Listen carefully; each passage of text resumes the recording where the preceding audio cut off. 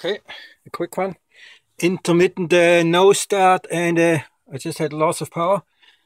I've hooked up the my fuel pump pressure gauge that I had to make up myself with a piece of hose, barely holding on, but it's not leaking, and had to put a rag there because there's a hot exhaust. We don't want to have a fire. This is a steel pipe.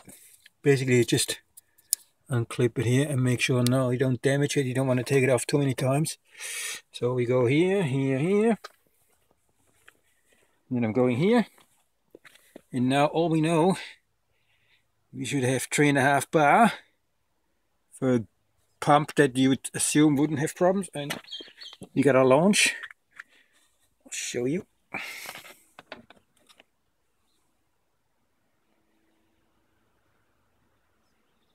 Oh, it's already off.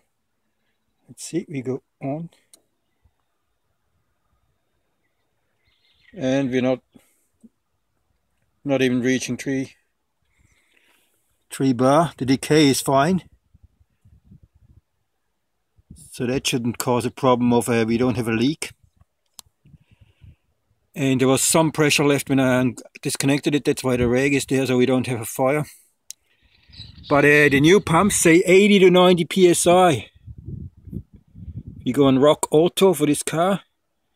So that's what we probably have to fit, because we also have fuel trim issues, which led me to believe fuel trim issues don't cause a no start, but fuel pump insufficiency will cause a no start and show us fuel trim problems.